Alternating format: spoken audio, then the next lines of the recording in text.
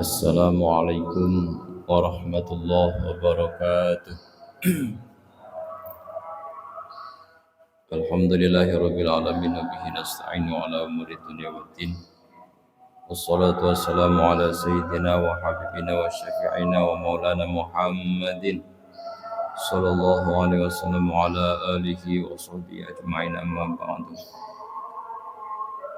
Alhamdulillah yang kami hormati, yang kami muliakan pada kesepuhan Bapak-bapak lingkungan masyarakat Masjid At-Jamiat Taqwa, juga yang kami hormati pada Bapak Ketua DKM, Pak Abah Mansur, serta jajaran yang kami muliakan, instansi pemerintah, Pak RT, Pak RW, yang tidak bisa saya sebutkan satu persatu. Semoga kita semua mendapatkan keberkahan dari Allah Subhanahu wa taala. Amin ya rabbal alamin.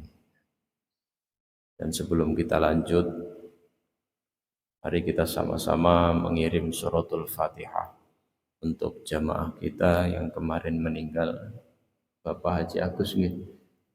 Haji Agus. Semoga beliau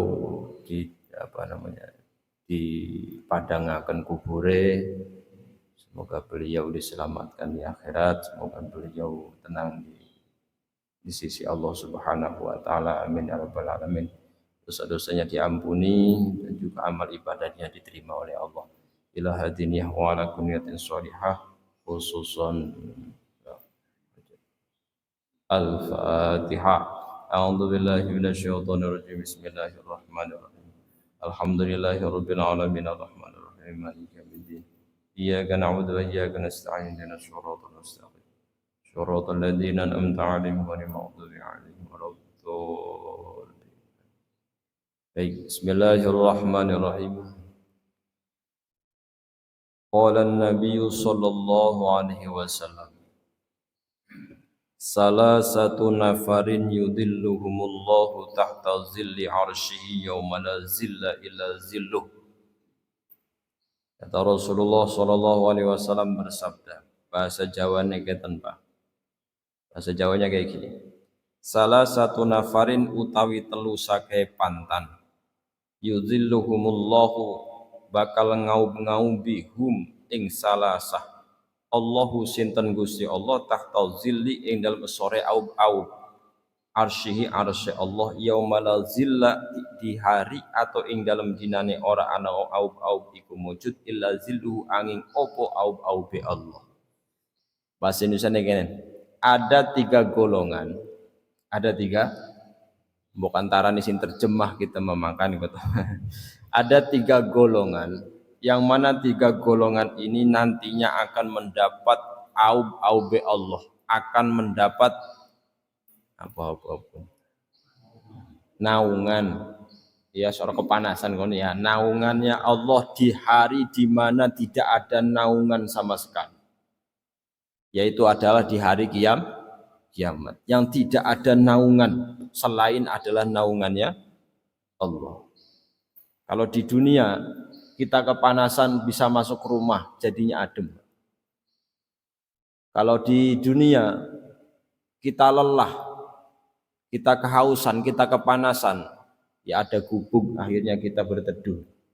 Di akhirat tidak ada tempat berteduh kecuali tempat berteduhnya Allah. Ada tiga golongan yang akan masuk ke dalam teduhannya Allah ini, yang akan diberikan keteduhan oleh Allah. Satu, al-mutawaddi'u fil makarih. Orang yang berwudu di tempat atau di waktu dia susah. Apa? Orang yang berwudu di saat dia susah. Maksudnya apa? Di hari di mana makarihi ini, di hari di mana keadaan ketika air sedang dingin-dinginnya. Salat subuh contoh. Banyune atis or ning kolemku. Dingin enggak Pak di kolam airnya? Dingin enggak? Gelem wudu ta ora kene? Mau wudu enggak kitanya nih? Engko maning laje atis. Atau mau sholat malam, keadaan air sedang lagi dingin-dinginnya. Bangun tidur. nyekel banyu tuh hati sik balik maning ning kamar masuk lagi ke kamar tidur lagi ngeringkel. Ketika mau berwudu di saat sedang dingin-dinginnya air. Maksudnya apa? Di saat itu kita dites oleh Allah. Maukah kita tetap beribadah? Maukah kita beribadah ketika keadaan air sedang lagi dingin? Dinginnya maksudnya apa tadi? Ketika keadaan sudah orang-orang itu sudah mulai terlelap, semuanya keadaan sepi, air menjadi dingin, kebanyakan orang-orang enggan untuk menghadap ke air, enggan untuk memegang air. Tapi ada satu golongan yang mau untuk mengambil air wudhu, kemudian dia melakukan ibadah ke Allah. Ini adalah orang atau satu golongan yang akan mendapat teduhan dari Allah. Yang pertama, yang kedua, wal masyi ilal masajidi fi zulam. Yang kedua adalah orang yang berjalan, wong kang lumaku ilal masajidi maring sake masjid fi zulami ing dalam waktu peteng. Orang yang pergi ke masjid dalam keadaan gelap. Maksudnya apa? Untuk apa ke masjid? Li aji sholat ma'al jamaah, karena mau jamaah. Maksudnya apa? Pergi ke masjid dalam keadaan mendung. Lunga orang di masjid ya. Kira-kira mau berangkat ke masjid enggak kalau mendung ya? Mendung es gerimis ya. Alah di rumah aja sholat. Kira-kira diundur lah niatnya. Ketika mau terus melaksanakan diterjang. Kita terjang mendung tadi, gerimis tadi kita terjang. Cari payung, enggak ada payung ternyata. Berangkat lewis. Orang biasanya ke masjid. Lah kok mendung, berangkat tetap ke masjid. Walaupun hujan deras, berangkat ke masjid. Ini adalah orang yang nanti akan dapat teduhan atau dapat berteduh di teduhannya Allah Subhanahu wa taala. Paham betul? Paham nggih? Kalau di dalam fikih malah lebih lucu, Pak. Dalam fikih itu malah lebih lucu. Kalau air menggenang, saya sebutkan ya. Kenapa saya bilang lucu? Air menggenang ketika hujan deras, terus airnya menggenang, Pak, di halaman rumah kita. Terus kita mau ke masjid susah. Waduh, mau ke masjid ini pasti basah badannya. Terus juga pasti sendalnya kelem lah cara bahasanya jadi segini. Waduh. Itu kata fikih boleh sholatnya di jamak. Bukan hanya sholat di rumah, tapi sholatnya di jamak boleh. Contoh hujan waktu duhur. Hujan deras waktu duhur. Kalau kata di fikih, oke, kamu enggak usah ke masjid lagi, enggak apa-apa. Kamu sholat di rumah. Kemudian kamu jamak sholatnya. Duhur sama asar. Di rumah sekaligus. Jadi nanti asar enggak sholat lagi, enggak apa-apa, Pak. Itu fikih itu. Masya Allah. Ini itu fikih. Karena ini bukan pembahasan fikih, hanya sebatas saja. Ya, Pak. Itu fikih. Boleh dijamak, tapi jarang ada orang yang ngelakuin ini. Yang ketiga, wal mut'imul ja'i, orang yang akan mendapat teduhan dari Allah adalah orang yang memberi makan orang yang kelaparan. Yang memberi makan orang yang lapar. Apalagi bulan puasa. Saya dengar dari Abah Mansur. Di sini setiap bulan puasa kalau maghrib ada buka bersama apa ya? Nah, tetangga-tetangga yang enggak ikut buka bersama mungkin mereka ngirim makanan ke masjid, memberi makan orang-orang yang sedang puasa. Ini adalah orang-orang yang nantinya akan mendapat teduhan dari Allah. Apalagi kok kita punya atau ada satu orang yang minta makan ke rumah kita tiba-tiba. Pak, saya minta makan, Pak. Saya belum makan dari kemarin, Pak. Kita kasih makan. Ambilin nasinya, ambilin lauknya, kita kasih makan. Itu pahalanya.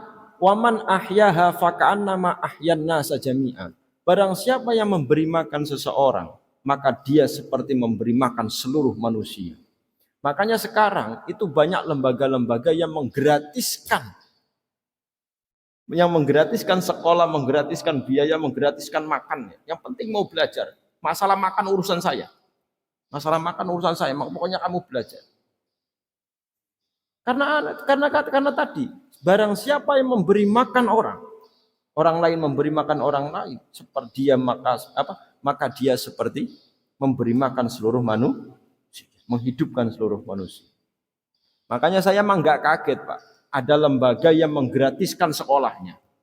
Dari mulai SD sampai SMA sampai lulus, saya nggak kaget. Karena apa? Dari dulu udah ada. Gurunya Imam Ghazali namanya Imam Juwaini. Gurunya Imam Ghazali itu punya satu madrasah namanya Madrasatun Nidhamiyah. Madrasah An-Nidhamiyah. Itu madrasahnya, madrasah gurunya Imam Ghazali ini. Ini madrasahnya gratis, Pak. Jadi anak-anak itu ya tinggal belajar aja. Jadi saya nggak kaget kalau sekarang ada sistem gratis itu, karena dari dulu sudah ada. Dicontohkan oleh para ulama-ulama. Masya Allah. Itu yang ketiga. Orang-orang yang memberikan makan orang yang lapar, maka akan mendapat teduhan dari Allah Subhanahu wa ta'ala. Selanjutnya, wa'anil ba'dil hukama. Itu 3 tadi. Dan selanjutnya adalah ada ucapan dari setengahnya ahli hukama. Ahli hukama ini siapa? Ai autibbaul qulubi. Dokter hati. Dokter hati. Ada dokter ya, kalau formal itu kan ya dokter gigi dan segala macam. Ini kalau di agama itu ada namanya dokter hati, itu namanya hukama. Ahli hukama ini kalau disebut ahli hikmah itu yang perkataannya kalau ngomong itu yang keluar adalah hikmah, Pak. Itu ahli hukama. Ketika dia berbicara, apa yang dia bicarakan pasti mengandung hikmah. Ini maka orang tersebut disebut adalah ahli hukama. Masya Allah. Salah satu asya'a tafrojul husoso. 3 perkara yang bisa membuat yang tadinya susah menjadi bahagia. Yang bisa menghilangkan kesusahan. 3 perkara. 1, zikrullahi ta'ala. Zikir ke Allah ta'ala. Kata di Al-Quran, ala bidzikrillahi tatmainnul qulub. Ingatlah dengan zikir ke Allah, tatmainnul qulub, hatinya jadi tenang. Hati itu jadi tenang dengan sebab zikir ke Allah. Dengan cara apa zikirnya? Bi ayyi sigotin kanat. Dengan bahasa apapun, bukan dengan bahasa apapun, dengan sigot apapun. Baik itu la ilaha illallah, baik itulah haula wala quwata illa billah, ataupun yang lainnya. Paham nggih? Zikir kepada Allah bisa menenteramkan hati, zikir kepada Allah bisa merusak atau bisa menghilangkan kesusahan yang ada di hati kita. Mungkin, Pak, mungkin nih, saya bahas nih. Mungkin kalau baru pertama, coba apa iya Pak Ustaz? Saya cobalah besok. Ketika ada masalah, hati gundah, zikir ke Allah. Mungkin belum langsung Pak. Mungkin belum langsung bahagia. Mungkin belum langsung tentram. Karena baru pertama nyoba. Coba seterusnya. Terus. Langgengkan dulu zikirnya. Tidak ada masalah, tidak ada apa. Jangan zikirnya pas ada masalahnya aja, jangan. Enggak ada masalah kita zikir, ada masalah juga kita zikir terus. Sehingga nanti dengan biasa, dengan seterusnya, akhirnya tidak akan ada rasa gundah di hati. Karena apa? Karena yang ada adalah Allah Subhanahu wa ta'ala. Diceritakan pada satu kisah, Imam Syekh Abdul Qadir Al-Jailani. Syekh Abdul Qadir Jailani ketika mau wafat, Pak, itu beliau dalam keadaan sakit keras. Sakit keras. Harusnya Syekh Abdul Qadir Jailani wafatnya pada hari Senin. Harusnya hari Senin. Kedatangan malaikat maut. Ya Abdul Qadir, kamu hidupnya sudah selesai. Dan kamu akan saya cabut. Apa kata Syekh Abdul Qadir? Jangan sekarang. Loh, kenapa? Soalnya ini hari Senin. Saya enggak mau. Saya dusun ke Rasulullah. Saya dusun ke kakek saya. Rasul itu wafatnya hari Senin, saya enggak mau hari Senin. Selasa aja besok. Jadi akhirnya hari Selasa beliau diambil. Ketika sakit keras dalam keadaan mau wafatnya, beliau ditanya oleh anaknya Abdul Jabbar namanya. Dia ditanya oleh anaknya beliau, "Ya Abah, apakah badanmu merasa sakit?" "Ya, semuanya badan saya merasa sakit, tapi hati saya tidak." Tapi hati saya tidak. Loh, kenapa Abah hatinya tidak? Bagaimana hati saya mau sakit sedangkan hati saya sudah sama Allah? Sedangkan hati saya sudah sama Allah. Ketika hati sudah sama Allah, tidak ada rasa sakit pun sedikit pun. Yang ada hanya Allah saja, Allah saja. Kembalinya lagi kepada Allah, apapunnya lagi kepada Allah. Wa ilaihil masir gitu kata Qur'annya. Wa ilaihil masir, dan kepada Allah kami kembali. Atau utawi apa ranengan al masiru utawi nggon bebalik jadi bahasa Jawane. Allah Syekh Abdul Qadir Jailani. Sampai-sampai diriwayatkan beliau itu saking nikmatnya zikir sampai-sampai satu malam junub 40 kali, Pak. Semalam. Tak tanya, Pak Haji kuat berapa kali? Semalam. Itu Syekh Abdul Qadir Jailani 40 kali satu malam. Saking apa? Saking kuatnya dikir, Pak. Saking kuatnya dikir, bukan karena kuatnya sama istri, bukan ya? Saking kuatnya dikir beliau. Itu ada di dalam kitab itu. Jami'u Karamatil Aulia. Itu ya beliau dikir. La ilaha illallah, la ilaha illallah, la ilaha illallah. Zikir itu hawanya panas. Tanya Abah kalau nggak percaya. Zikir itu hawanya panas. Sehingga ketika panas, syahwatnya naik, Pak. Si anu nih, syahwatnya naik. Akhirnya nggak ketahan keluar. Ketika keluar, akhirnya mandi lagi. Abdul Qadir. Ketika mandi, beres mandi, dikir lagi. Keluar mandi. Mandi lagi 40 kali, Pak. Semalam. Nah kita malah sembuh teman. Allahu Akbar. Itu karena dikir. Masya Allah. Saking luar biasanya beliau. Syekh Abdul Qadir Jailani. Lah, itu yang pertama yang bisa menghilangkan kesusahan, kegelisahan adalah zikir kepada Allah Subhanahu wa taala. Atau bisa dengan bermunajat kepada Allah. Beda ya, doa sama munajat itu beda, Pak. Kalau doa itu lafadznya ya Allahumma kan gitu. Allah, Allahumma, Allahumma, Allahumma, Allahumma, Allah. Kalau munajat itu bahasanya gini. Ya Rabbi, ya Ilahi, gitu. Ya Rabbi ya Ilahi. Atau sifatnya Allah yang disebut ya Rahman, ya Rahman, atau ya Rahim. Ya, itu namanya munajat. Atau dengan bermunajat kepada Allah. Makanya lebih enak bermunajat itu ketika malam hari. Seperti telune bengi. Yang kedua, waliqa'u auliyaihi, yaitu bertemu kekasih Allah. Obat untuk menghilangkan kegelisahan, obat untuk menghilangkan kesusahan adalah bertemu kekasih Allah. Siapa? Minal ulama iwas sholihin, dari ulama, yaitu ulama dan juga orang-orang soleh. Makanya ini yang dipakai adat sama orang kampung, punten Pak. Kalau orang kampung itu ada masalah pasti larinya ke ustadz, Pak. Jangan nggak percaya. Di rumah saya itu banyak sekali orang yang datang macam-macam masalahnya itu. Ana sing ribut karena lakine tekan ning omah. Lakine sampai digaun ning kita. Masya Allah, wah benar. Ada lagi yang datang bawa masalah, berantem di depan, Pak. Lagi rabi. Ustaz tolongin saya, lagi gulet wong loro niku. Ketika ada masalah, ingin selesai masalahnya, ingin tenang hatinya, datang ke ulama, datang ke orang-orang soleh. Masya Allah. Paham ya? Ini aja curhat nih status. Jangan, kebanyakan sekarang curhat. Bertemu ke kekasih Allah. Wa kalamul hukama. Ada yang dengan berziarah, ziarah ben tenang hati ini. Makanya saya mah berani Pak, sendirian malam hari itu sendiri di kuburan itu malam-malam itu. Karena di kampung saya itu masih ada adat ngajini wong mati, ngajiin orang meninggal di kuburan setelah wafat itu. Selama 7 hari 7 malam di kuburan itu Pak. Saya malah seneng, betah ya.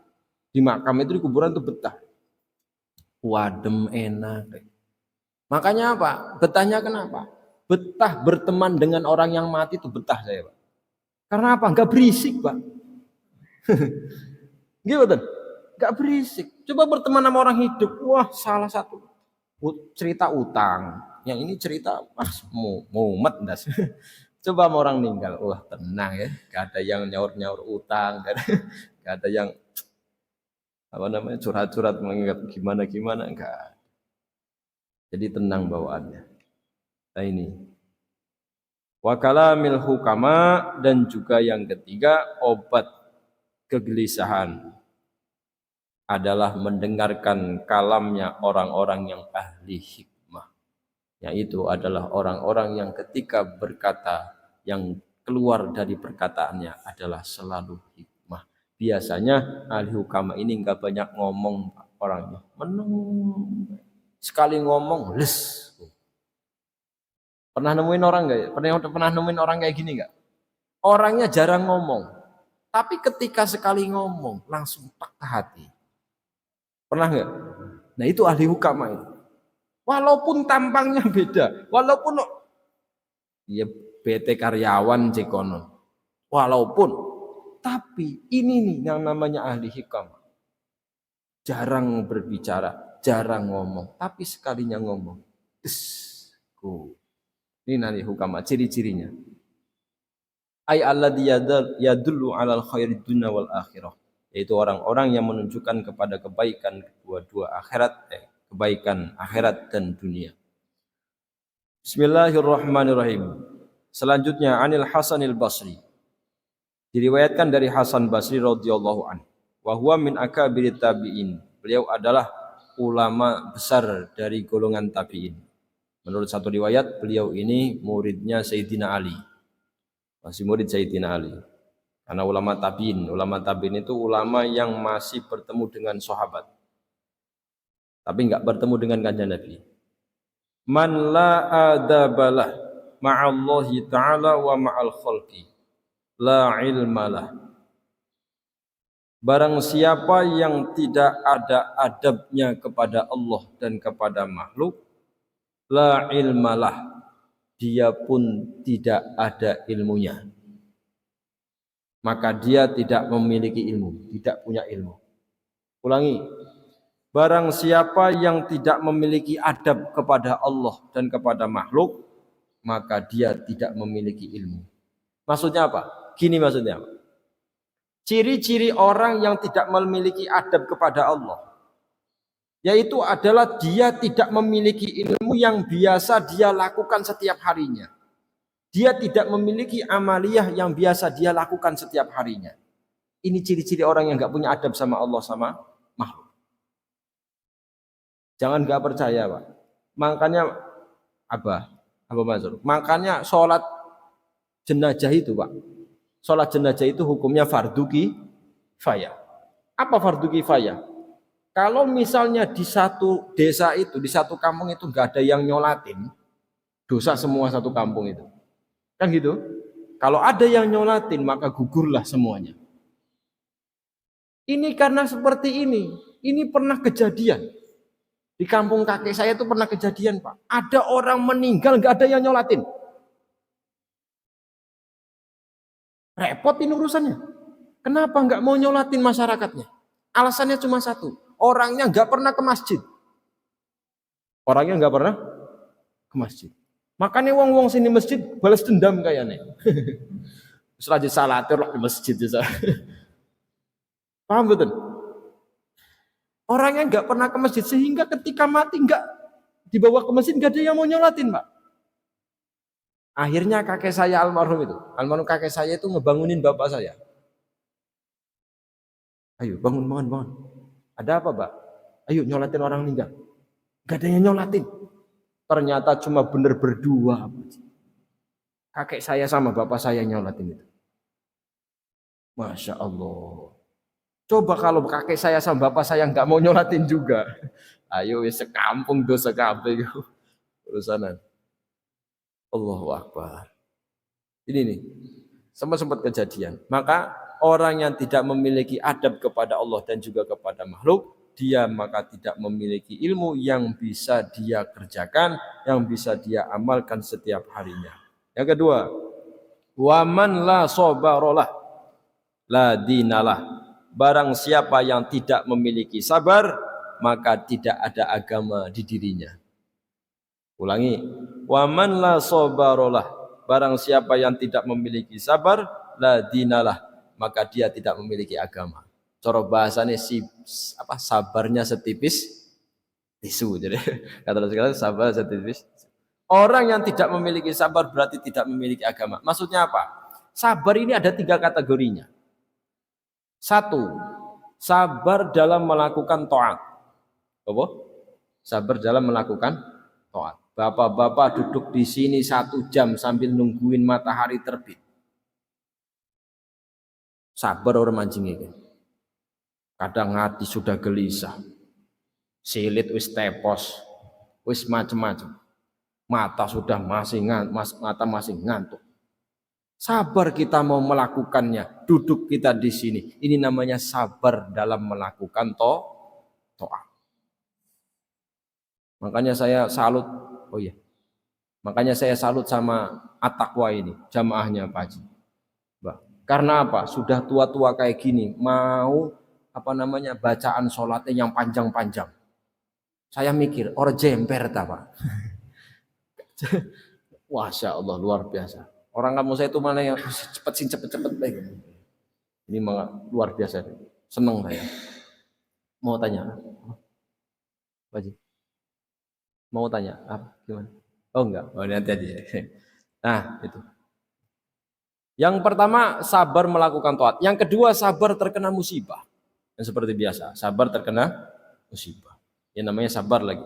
Yang ketiga adalah sabar dalam menjauhi maksiat. Kenapa? Sabar dalam menjauhi maksiat. Pak Hajinya lagi jalan pulang dari masjid, di tengah jalan ketemu janda. Kata janda, Pak Haji mampir sini ngopi dulu. Mampir tahu orang ya. Kira-kira, waduh kalau. Akhirnya hati ini enggak mau, enggak. Padahal hatinya mau. Wah, tapi udahlah, saya takut sama Allah. Akhirnya enggak jadi mampir. Akhirnya enggak mampir. Sabar. Sabar. Itu namanya sabar. Nah, sekarang di antara 3 sabar ini mana yang lebih tinggi derajatnya? Apakah sabar dalam kena musibah? Apakah sabar dalam melakukan taat? Apakah sabar dalam meninggalkan maksiat? Pahalanya ada yang 300, ada yang 600, ada yang 900. Sabar nih Pak. Yang paling tinggi adalah sabar dalam melakukan taat. Ini pahalanya 900 derajat. Yang kedua, sabar meninggalkan maksiat. Ini pahalanya derajatnya 600. Yang terakhir sabar terkena musibah, ini pahalanya 300. Tuh, ini kategori sabar itu. Selanjutnya, orang sabaran ngamukan. Allahu Akbar. Nah, gladinalah. Selanjutnya, waman la wara'alah la zulfalah. Barang siapa yang tidak menjaga dari perbuatan haram, anil maharimi wasyubhati. Barang siapa yang tidak menjaga dari perbuatan haram dan syubhat, la zulfalah, maka dia tidak memiliki derajat di hadapan Allah Subhanahu wa ta'ala. Maksudnya apa? Makanan haram, sesuatu yang haram, sesuatu yang syubhat, makanan syubhat dilegbai, dihantam aja, diterjang terus. Berarti orang tersebut menandakan tidak memiliki derajat di hadapan Allah Subhanahu Ini pentingnya. Makanya orang waroi, cara bahasa Jawa, bahasa Arab namanya waroi, Pak. Waroi itu bahasa Jawanya artinya ngerakse. Ngerakse. Orang waroi, kalau dalam bahasa tasawuf, orang waroi itu makan di pasar nggak mau dia, Pak. Makan di tengah-tengah pasar itu.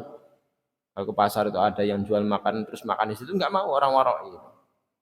Terus beli ayam matangnya itu nggak mau, Pak. Orang waroi itu. Karena apa? Contoh, saya beli ayam bakar sama nasinya kan gitu. Sudah, saya bawa pulang terus saya makan. Atau saya makan di situ. Ini bukan waroi namanya, Pak. Kalau waroi, karena apa? Bukan waroi. Karena kalau orang waroi, itu mikirnya gini, ini ayam sudah jadi, ayam sudah matang, ini siapa yang nyembelih? Si nyembelih macam bismillah atau orang ya? Diolahnya dari bumbu yang halal apa enggak ini? Paham betul? Makanya orang waroi itu ya tuku ayam urip-uripe. Kok sembelih ning omah dewek kono. Dimasak dewek. Segala sendiri baru dimakan sendiri. Itu namanya orang waro. Dan juga perkara subhat. Subhat itu adalah sesuatu yang tidak diketahui halal dan haramnya. Kenapa? Yang tidak diketahui halal dan haramnya. Itu namanya barang subhat. Enggak mau diambil. Nah ini barang subhat. Contoh, pulang dari masjid nemu uang geletak. Diambil apa enggak kira-kira? Ya kalau 2.000 enggak bakal diambil lah, saya mah yakin. Kalau 100 gimana? Atau segepokan. Gepokan gimana? Diambil apa enggak? Oh enggak Pak Ustaz. Saya masukin kotak amal. Wah, asal be majikan kotak amal. Jangan. Kalau iya benar konsekuensinya. Loh, saya soalnya pernah ada yang ngomong gitu, Pak. Ketika pengajian saya ngomong kayak gini. Terus ada yang nyaut. Saya pernah Pak Ustaz. Pulang dari mana gitu, terus saya nemu uang, saya masukin kotak amal, Pak Ustaz. Nah, terus gimana itu, Pak Ustaz? Loh, itu hati-hati. Kalau orang yang punya uang tadi ngaku, berarti sampean harus ngegantiin uangnya. Harus nggantiin. Jangan dibuka kotak amal. Ada jadi buka mana? Sampean harus gantiin. Karena hukumnya orang ketika kehilangan itu adalah 1 tahun. Saya nemu uang 100.000 di depan masjid apa namanya At-Taqwa. Kemudian terus saya umumkan di situ. Saya umumkan selama 1 tahun. Pelang itu atau tulisan itu harus ada. Barang siapa yang kehilangan uang harap hubungi saya. Jangan disebutkan uangnya berapa, jangan.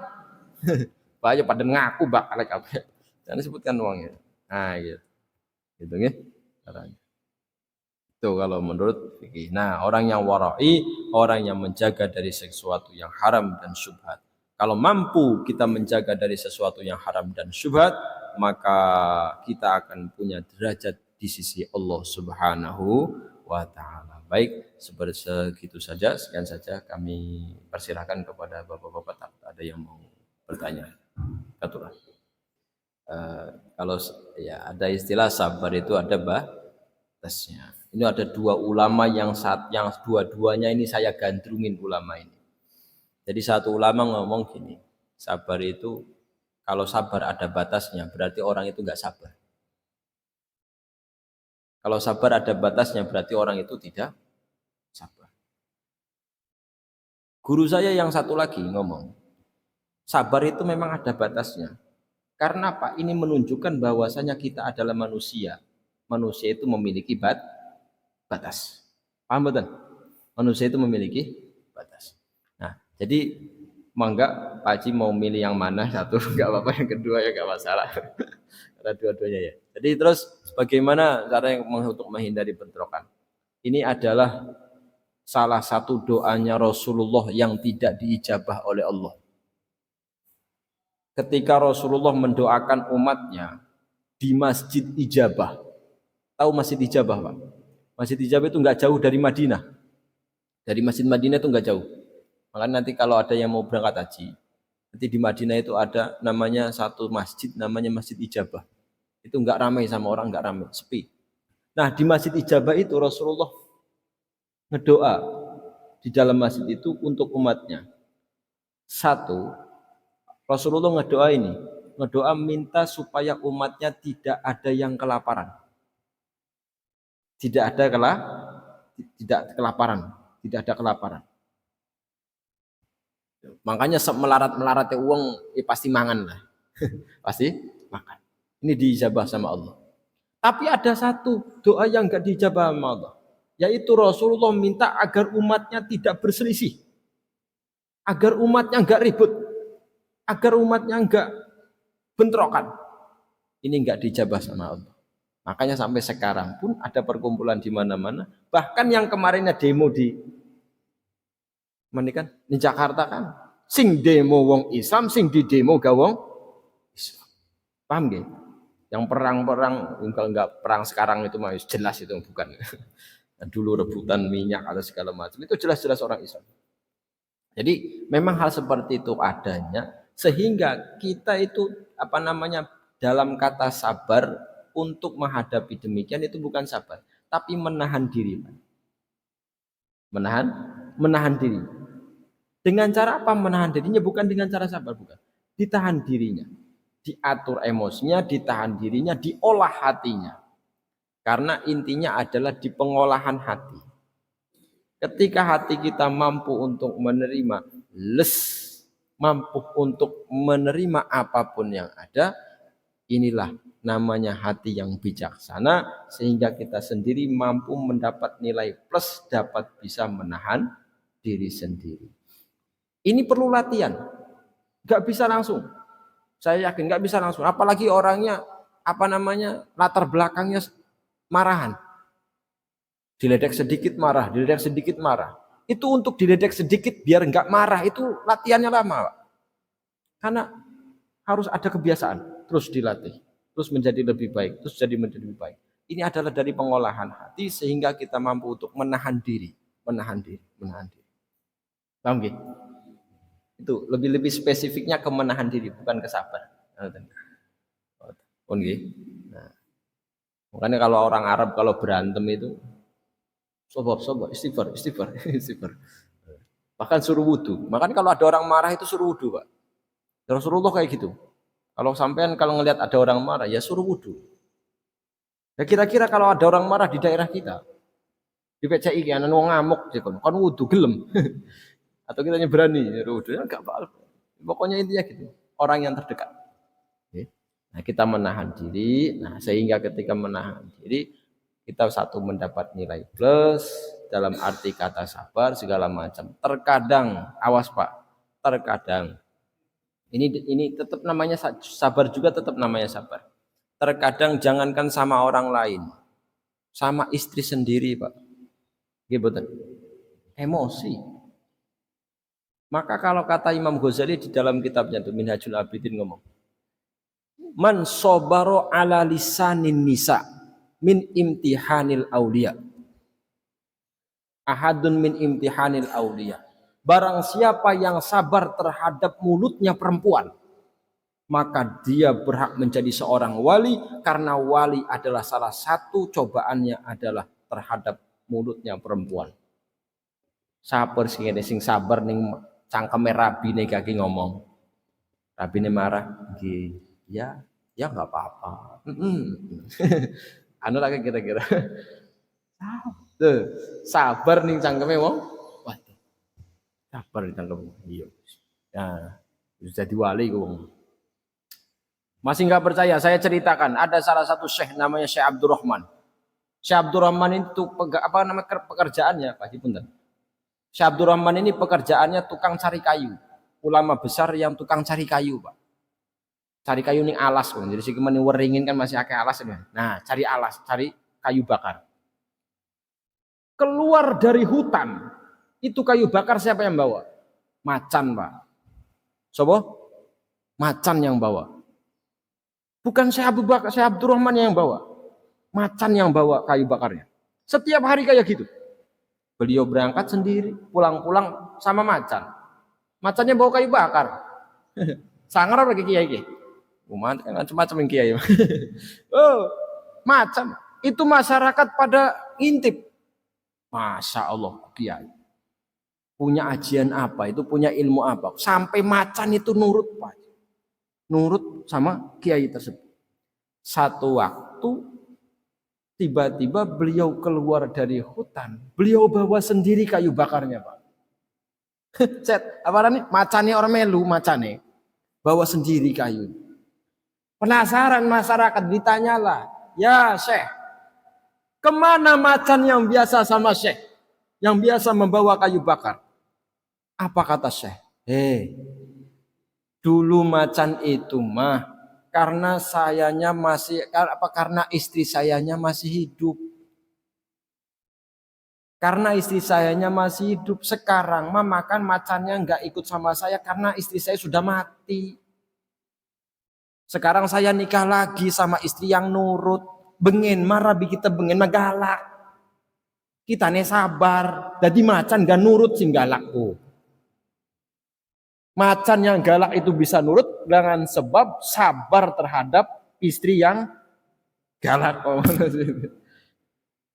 Itu macan bisa nurut. Makanya kalau di sini ada istrinya yang galak, coba Pak masuk ke kebun binatang. Jajal.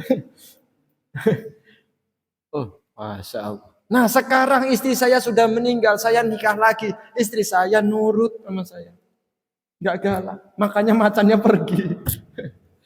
Oh, ya pilih di kira-kira ke, pilih mana kira-kira, ya Pak ya. Oh, nah jadi ya seperti itu. Jadi menahan diri, kita yang menahan diri, sabar, apalagi terhadap perempuan tadi. Pun ada lagi. Maka Allah mengatakan, fattaqullaha mastata'tum. Bertakwalah kalian kepada Allah semampunya. Napa semampunya? Semampunya segitu ya enggak usah di dalam-dalam ini, Pak. Bukan kagol. Semampunya segitu ya segitu. Fattaqullaha mastata'tum. Semampunya. Maka ini sebagai ciri-ciri saja. Makanya saya tadi bilang, orang waro itu sebagai ciri-cirinya biar lebih gampang. Bahasnya itu apa namanya? Biar lebih mudah dimengerti. Kalau makan itu kan di pasar itu enggak mau gitu. Atau apa namanya beli ayam itu ya harus jelas-jelas ini siapa yang nyembelih gitu. Terus beli ayamnya ke siapa nih? Bukan ayam oleh maling doang gitu. Kan kalau kira-kira. Memang benar Pak. Ada salah satu ulama di Banten, enggak saya sebutkan namanya. Ada salah satu ulama di Banten masih hidup. Ketika beliau diminta untuk membikinkan rumah, rumahnya rumah dari kayu Pak, rumahnya rumah dari panggung. Gubuk lah dibikinkan gubuk. Biar buat ibadah beliau. Itu beliau minta dicarikan dari kayu yang mana kayunya punya orang yang orangnya enggak tinggal sholat. Gelati panglong, jadi sigma panglong ya. Cari panglongnya yang enggak ninggalin sholat. Kegelat ini palang. Sapu gendi. Lah kan harus ditanya dulu. Panglong, salat ora? Kalau enggak sholat pindah katanya, Pak. Benar gitu sampai nyari gitu. Karena apa? Nanti akan berdampak pada keadaan hati beliaunya katanya gitu. Oke. Nah, jadi mak wara ini memang seperti ini. Jadi ditelusuri asal usulnya. Masya Allah ini memang luar biasa. Tapi kalau perkara subhat, punten. Kalau perkara subhat itu yang tidak diketahui halal haramnya. Ini hampir kita semua sudah menerjang subhat, Pak Haji. Kita semua sudah menerjang subhat. Mana menerjang subhat? Kadang kita ke masjid bawa sendal istri. Atau kita ke masjid bawa sendal anak. Kita nggak tahu anak kita ridho apa enggak sendal kita bawa. Paham betul? Nah, ini udah subhat ini. Kalau yang halal itu benar-benar halal ya punya kita sendiri. Apalagi kalau punya orang lain tadilah. Ini kan tuh. Ini Mas, makanya repotnya memang enggak mudah gitu, Pak. Enggak mudah kalau itu memang. Apalagi udah enggak ngomong sholat 5 waktu, udah enggak ngomong sunah-sunah lagi ini udah malah keadaan hati. Gitu. Ada lagi? Jadi maka pentingnya untuk menahan diri itu di situ. Sehingga hati itu kata Rasulullah, hati itu adalah inti dari segalanya. Ketika hatinya baik, maka saluhat jasad. baik juga jasadnya nanti. Tapi ketika hatinya buruk, maka buruklah juga hati kita, badan kitanya. Itulah. Jadi intisari dari menahan diri ini salah satunya untuk tidak merugikan orang lain. Itu kan akhirnya merugikan. Jadi untuk menanggapi hal seperti itu, kalau kita memang ada di posisi korban, ya Pak, ya, ada di posisi korban, ya sudah, kita ikutin saja alurnya. Kita ikutin saja alurnya. Toh melakukan sesuatu yang tidak merasa salah, kitanya tidak salah, ya. Jangan takut hatinya ke Allah. Ada Allah yang tahu. Itu. Jadi memang dengan sabar kita pun sedikitnya harus nyemplung. Cara bahasanya harus nyemplung ke bawah. Harus kotor. Contoh kita melihat ada kucing atau ada anak kucing jatuh ke got, Pak. Anak kucing jatuh ke got. Apakah kita marahin kucing? Ya kucing, kotor kok belok-belok, manek. Apa kita ikut turun ngambil pakai tangan? Ikut turun tuh, tak ambil kucingnya, anak kucingnya pakai tangan. Walaupun kotor sedikit nggak apa-apa. Tadi kita ikutin alurnya, walaupun kita dirasa seperti orang yang salah, wis nggak apa-apa. Toh nantinya ujungnya pun akan baik bagi kita. Wis pokoknya dadi wong sing nerima apa keadaannya, apa anane. Toh itu juga kalau ditarik-tarik mungkin itu salah satu kodok ketetapan dari Allah Subhanahu wa taala dan kita memang diharuskan ridho terhadap itu. Paham betul? Paham ya? Ini agak dalam, saya ngomong agak dalam. Pagi-pagi tiba-tiba disangka sama orang, tiba-tiba digerebek sama polisi. Langsung dibawa, enggak boleh ngomong, langsung dibawa. Bagaimana cara menanggapinya? Ikutin alurnya. Saya disangka salah sama orang, udah biarin. Padahal saya nggak ngelakuin, biarin. Terus. Dalam satu sisi, apakah ini salah saya? Apakah ini apa saya? Tapi satu sisi, ini adalah takdir dari Allah, qada dari Allah. Ridho apa tidak kita disalahkan sama orang? Buat latihan diri itu, Pak. Makanya ada orang yang nggak suka sama kita, itu kata ulama ngomong, kalau ada satu orang yang nggak suka sama kita, itu tandanya Allah mau mengangkat derajat kita. Tapi kalau ada satu orang yang senang sama kita, itu hati-hati, Allah mau menjatuhkan kita.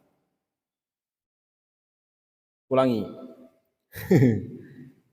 Kalau ada yang nggak suka sama kita, itu tandanya Allah akan mengangkat derajat kita. Karena apa? Karena kita terus melatih diri. Karena terus melatih diri. Agar apa tadi? Agar orang yang tidak dibenci sama kita jadinya sayang. Terus kitanya menjadi lebih baik. Tetapi kalau ada yang senang sama kita, ini bisa jadi bumerang bagi kitanya. Karena apa? Orang yang suka itu, Pak, kita bisa seenaknya sama orang yang suka itu. Sehingga tidak mengetahui di depan kita suka, ternyata di belakang ingin menjatuhkan kita. Paham betul? Nah inilah intisarinya. Oke? Nah, jadi ikutin alurnya, siapa tahu ini adalah ketetapan dari Allah Subhanahu wa taala. Kalau kita mau ridho, mendapat ridho dari Allah, kitanya dulu harus ridho dengan apa yang telah diberikan oleh Allah. Baru nanti Allah akan ridho. Oke.